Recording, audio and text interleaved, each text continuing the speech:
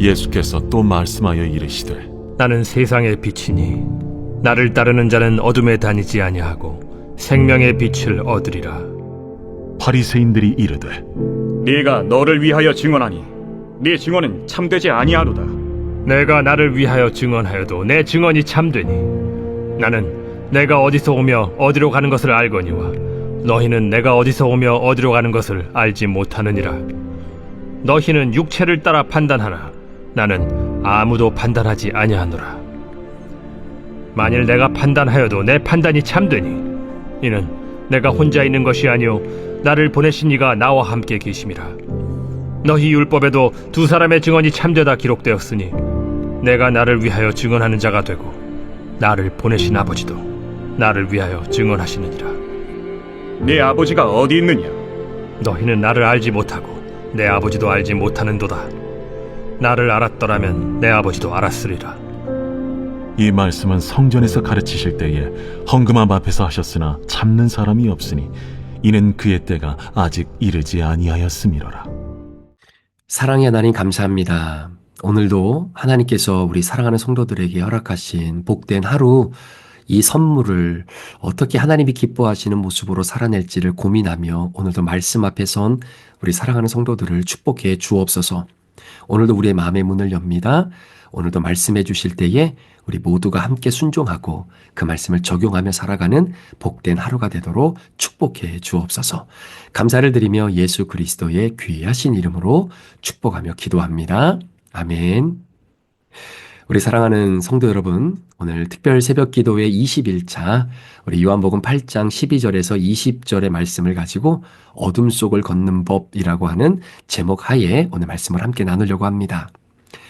지금이야 기술이 발달해서 크게 어려움은 없겠지만 과거에 배를 타다가 어둠이 짙게 내려앉은 그 망망대해에서 배가 길을 잃게 되면 선장과 선원들은 두 가지의 빛을 찾는다라고 합니다. 하나는 등대의 불빛이고요. 다른 하나는 북쪽 하늘에 떠 있는 바로 북극성이라고 합니다. 그런데 문제는 등대의 불빛을 힘입어서 항구 쪽으로 뱃머리를 돌릴 수 있다는 것은 그나마 육지에서 멀리 떨어지지 않는 상황일 때만 가능한 것이겠죠. 그러나 아예 육지와는 거리가 꽤나 멀리 떨어져 있는 바다 한가운데서 배가 길을 잃었다라고 한다면 아마 등대의 불빛도 보이지 않을 겁니다. 이럴 때는 어떻게 해야 할까요? 바로 북쪽 정수리에 고정되어 있는 북극성을 바라보면서 방향을 설정하게 됩니다. 자, 그런 의미로 본다면 등대의 불빛과 북극성의 불빛을 이렇게 한번 표현해 볼 수 있을 것 같아요.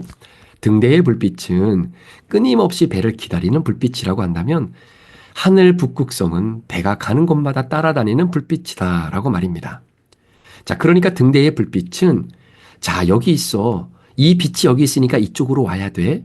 그쪽으로 가면 방향이 잘못된 거야. 그러니까 내가 있는 이쪽으로 와야 돼. 라고 손짓하고 있는 불빛이라면 하늘의 북극성은 내가 동쪽으로 가든 서쪽으로 가든 남쪽으로 가든 여전히 내가 가는 곳 어느 곳에서나 나를 따라와주는 불빛이다라고 표현할 수 있을 겁니다.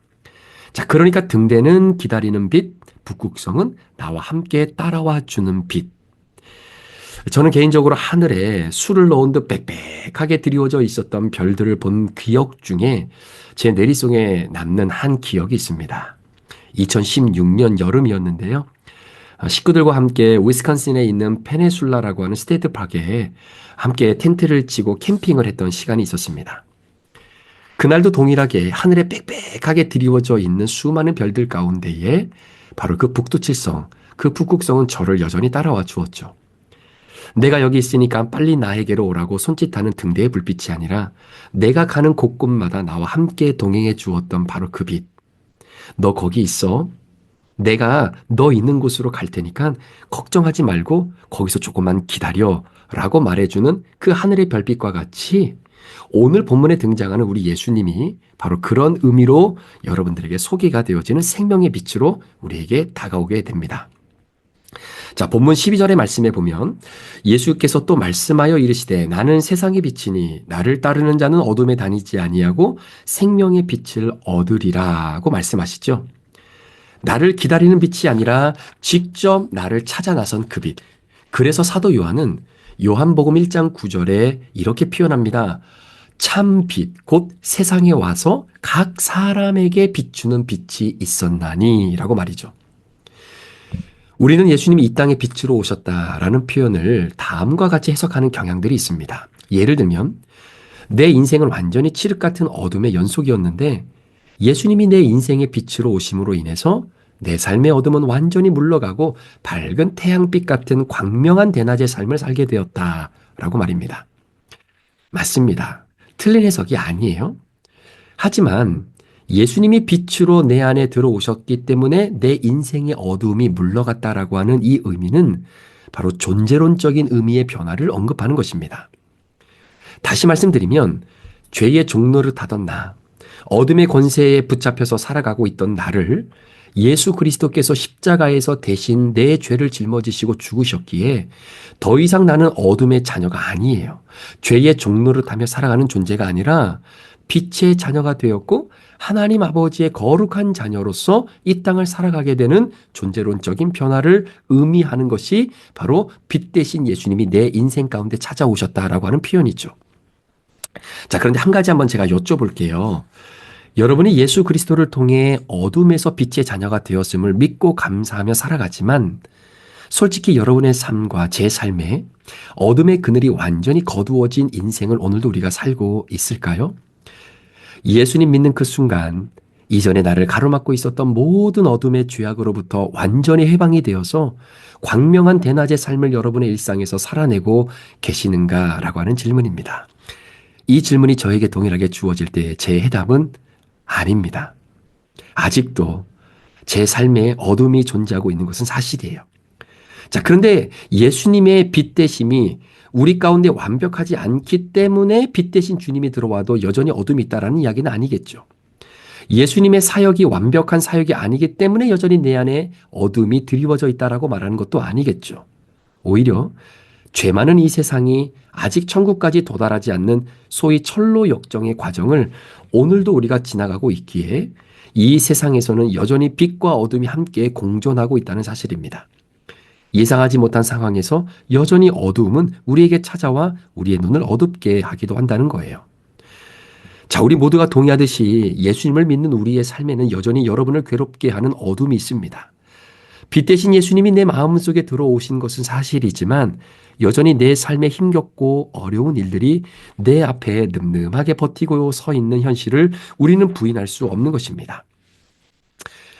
오늘 내 소중한 아이들, 이들의 학교를 어디로 보내고 어디로 결정해야 될지, 보내고 싶은 학교와 아이의 성적표의 차이는 너무나 현저하게 크고 한라산 백두산처럼 쌓여가는 이 이메일과 다음 달 청구서를 바라볼 때마다 터져나오는 한숨, 적은 월급으로 다음 달을 어떻게 살아가야 될지 고민하는 그 고민, 도서관에서 밤을 새워 공부를 하고 이제 졸업을 앞두고 있지만 졸업 후에는 어떠한 진로로 나가야 될지 깜깜한 그런 불안함의 현실, 졸업을 하고 직장을 구하기 위해 여기저기에 원서를 넣었지만 연락이 닿는 곳은 단 한 군데도 없는 좌절감, 일상을 떠나 하나님의 그 큰 그 비전을 가지고 선교지로 온 지가 벌써 7년이 넘어가는데도 불구하고 한 사람도 구원받지 않아 눈앞에 깜깜한 선교사님들, 하나님의 부르심을 받고 목회를 시작했는데 도무지 교회가 성장하지 않아 내가 이곳에서 더 이상 목회를 해야 할지 말아야 할지를 고민하느라 눈앞에 깜깜한 목사님들이 부지기수라는 겁니다. 이건 직장생활이나 선교지나 목회 현장이나 상관없이 우리 모두에게 찾아오는 어둠이잖아요. 자, 이 모든 것이 예수 믿지 않는 사람들에게 나타나는 일들이 아니라 오늘도 찬송하고 예배하는 저와 여러분의 삶에서 일어나고 있는 우리의 일상, 우리의 어둠입니다. 혹시 여러분 중에 제가 금방 말씀드린 이러한 고민 중에 하나라도 연결됨이 없이 정말로 하루하루를 기쁨과 감사함으로만 살아가는 성도님들이 혹시 계십니까? 금이 간 부부관계는 회복이 될 기미는 보이지 않고 점점 더 간격은 벌어져 가고 있고요. 은퇴 시기는 다가오는데 밤같기는커녕 은퇴 후에 내가 어떻게 무엇 하며 살아야 될지에 대한 그 캄캄함, 아이들 키워서 시집장가만 보내면 다 끝나는 줄 알았는데 시집장가 간 자녀들이 하루가 멀다 하고 전화해서 못 살겠다 울고 짜고 있으니 이것도 캄캄하고, 자녀들 시집장가 보내고 이제 노년을 좀 즐기려고 했건만 자녀들이 손자 손녀 1년만 봐달라고 하니 그것도 캄캄한 노릇이고, 제가 지금 예수님 안 믿던 시절을 말씀드리는 것이 아니에요. 예수님을 믿는 사람들이 매일매일 겪고 있는 일상을 이야기하는 것입니다. 예수님 믿고 구원받은 그 기쁨을 가지고 잠을 자고 그 다음날 눈부신 태양의 햇살이 못 이겨 잠을 깨어본 본들, 이 모든 어두움들이 다 사라지더라는 겁니까? 아닙니다. 여전히 우리 앞에는 넘어야 할 산들, 캄캄한 일들이 버티고 서 있는 겁니다. 많은 사람들은 이런 궁지에 몰려 있다가 예수 믿으면 이 모든 것이 썰물처럼 싹 사라질 것이다라고 믿어요. 어둡게 드리워졌던 커튼을 젖히고 드디어 찬란한 햇살이 눈부시게 내 인생에 쏟아지면서 어둠이라고 하는 단 한 자락도 없는 대낮 같은 인생이 예수 믿으면 펼쳐질 것이다라고 하는 기대를 합니다. 그런데 정말 기대와는 달리 그런 일들은 좀처럼 우리 인생에 일어나지 않는다라는 거예요. 문득 물론 살다 보면 문득 며칠은 그런 날이 있죠. 야, 이런 게 진짜 예수 믿는 거구나. 그런데 동일한 어두움이 밀려오면 우린 굉장히 당황스럽게 여깁니다. 자, 그렇다면 예수님을 믿어서 유익을 얻는 것이 있다면 도대체 그것은 무엇일까요? 아니, 이 정도도 아니라면 왜 우리는 예수를 믿어야 하는 겁니까? 잘 들어보세요. 자, 예수님을 믿는 순간 밤이 변하여 낮이 되는 것보다 사실은요, 더 대단한 일이 하나 일어납니다. 그게 무엇이냐면 밤이 낮으로 바뀌는 것은 아니지만 밤을 낮처럼 살 수 있는 능력이 생긴다는 겁니다. 다시 말해 여전히 어둠이 있는데요. 내가 어둠 속을 걸어가고 있는 것은 확실한데 예수 믿기 전에는 그 어두움 때문에 길을 잃어버렸다면 이제는 그 어둠 속을 걸어가도 길을 잃어버리지 않는다라는 겁니다. 여러분, 예수님을 믿는다는 것은 어둠이 걷히고 대낮이 나에게 찾아오는 것이 아니라 어둠 속을 걷는 법을 배워서 그 어둠 속에서도 길을 잃어버리지 않는다라는 하는 능력이 우리 안에 생긴다라는 거예요. 자, 더 쉽게 말씀드려 볼까요? 분명히 어둠인데요. 옛날에는 어둠이 나를 이겨버렸다면 이제는 내가 어둠을 이겨버리는 삶을 살게 되었다라는 겁니다. 옛날에는 날아오는 총알을 피해야만 살아갈 수 있었는데 이제는 어둠이라고 하는 총알이 날아와서 내가 맞아도 안 죽어요. 이것이 바로 그리스도인이라고 하는 존재입니다. 어둠이 나를 삼켰는데 이제는 어둠이 나를 어떻게 하지 못하는 존재가 되었다는 것. 자, 우리는 빌립보서 4장 13절의 이 귀한 말씀을 우리가 종종 오해할 때가 있어요. 자, 빌립보서 4장 13절 말씀 아시죠? 내게 능력 주시는 자 안에서 내가 모든 것을 할 수 있느니라. 마치 내가 슈퍼맨이나 초능력자가 되어서 내가 할 수 있는 모든 것을 다 할 수 있다는 그런 의미가 아니지 않습니까?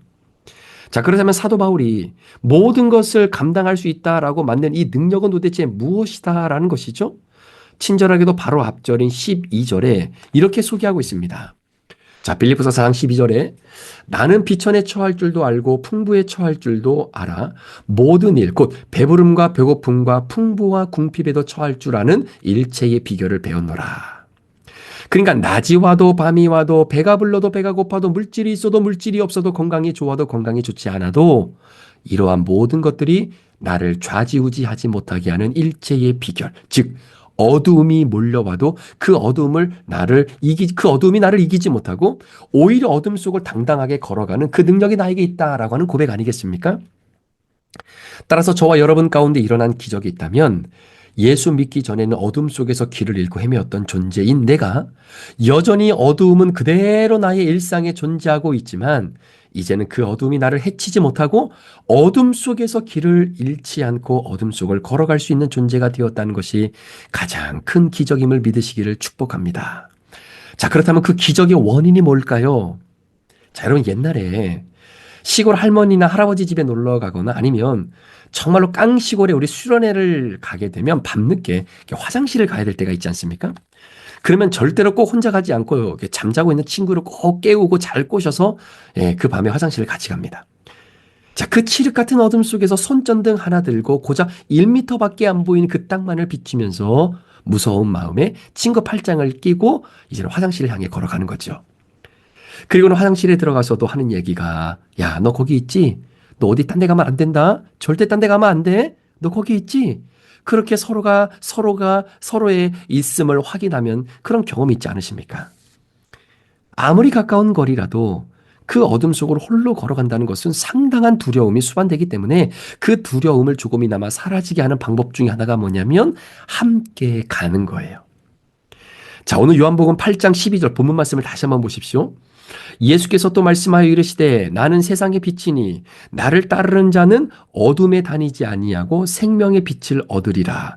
자, 여기서 한 가지 특이한 표현이 나오는데 나를 따르는 자는 어둠에 다니지 아니하고 대낮에 다니게 되리라 이렇게 기록되지 않고 있습니다. 뭐라고 성경이 말하면 생명의 빛을 얻으리라 이렇게 소유의 개념으로 설명하고 있는 거예요. 자, 그러니까 예수께서 말씀하시되 나는 세상의 빛이니 나를 따르는 자는 어둠에 다니지 아니하고 생명의 빛을 얻게 될 것이다. 자, 이 말은 내가 예수를 믿는다는 것은 순간 예수님을 믿는 그 믿음 때문에 내 주변의 어둠이 완전히 대낮처럼 바뀌는 것이 아니라 여전히 어둠은 내 앞에 존재하고 있지만 그 어둠을 뚫고 걸어가는 빛이 내게 소유가 되어진다, 내게 있게 되어진다, 이런 의미입니다. 생명의 빛을 소유한 채로 어둠을 지나간다는 거예요. 그래서 영어 성경에는 You will have the light of life.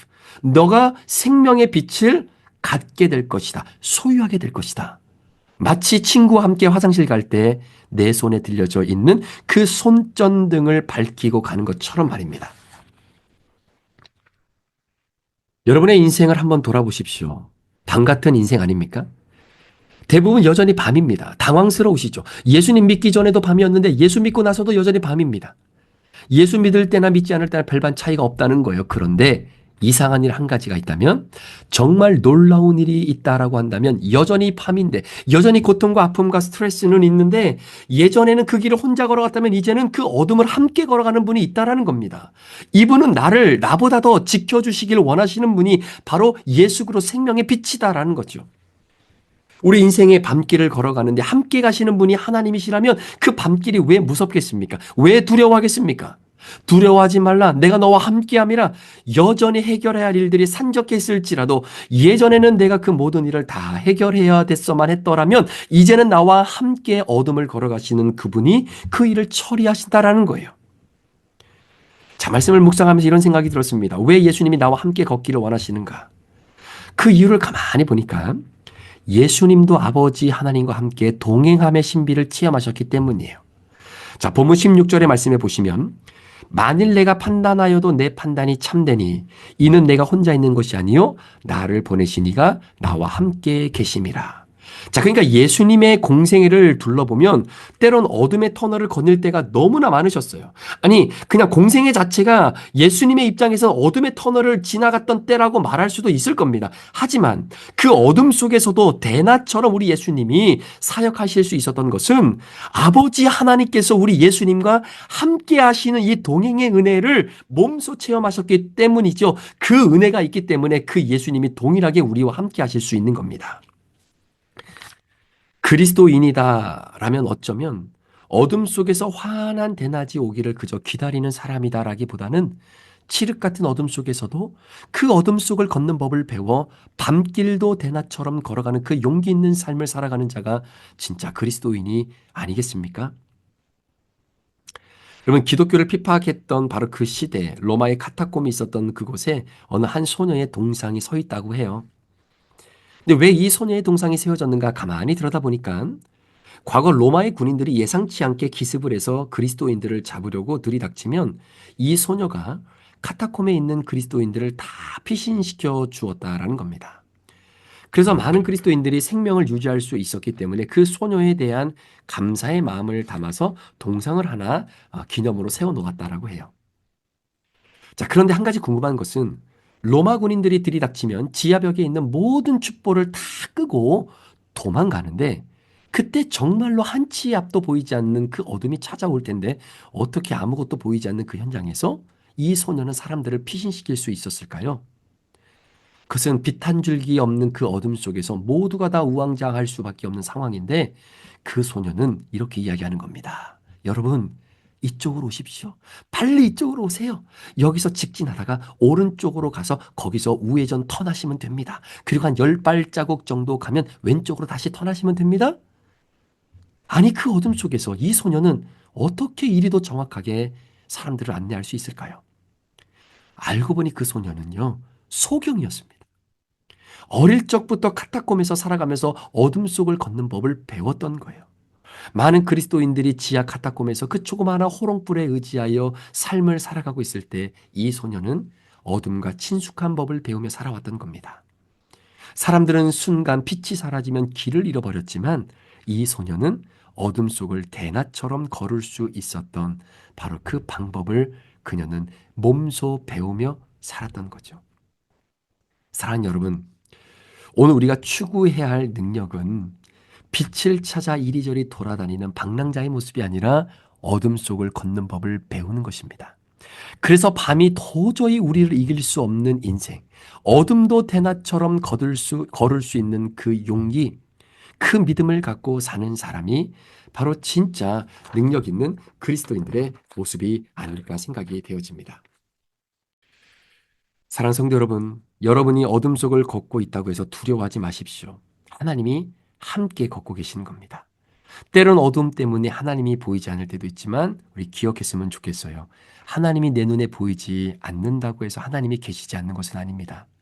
주님께서 내가 어둠 속에서도 너와 함께 하겠다라고 말씀하셨으면 그 하나님은 여러분에게 보이든 보이지 않든 상관없이 그분은 여러분과 함께 계십니다.